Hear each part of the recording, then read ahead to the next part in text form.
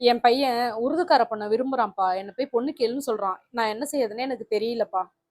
சரி, போய் பொண்ணு கேட்க வேண்டியதானே? அட நீ வேறப்பா. நம்ம தமிழ் பேசுற முஸ்லீம், அவங்க உருது பேசுற முஸ்லீம். நம்ம 2 பேருக்கும் எப்படிப்பா செட் ஆகும்? இதுல நம்மால் ஜாதிக்காரங்க வேற ஏதாச்சும் சொல்லுவாங்கப்பா. அதனால தான் யோசிக்கிறேன்.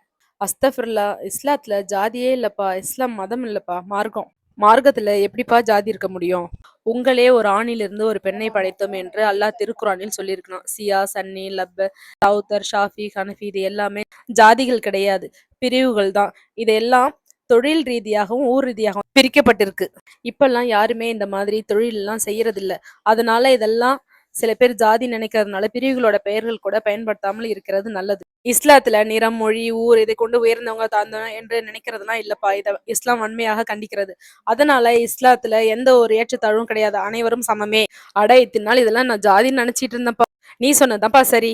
எந்த மொழி பேசினாலும் முஸ்லிம் முஸ்லிம் தான்ப்பா. அல்ஹம்துலில்லா.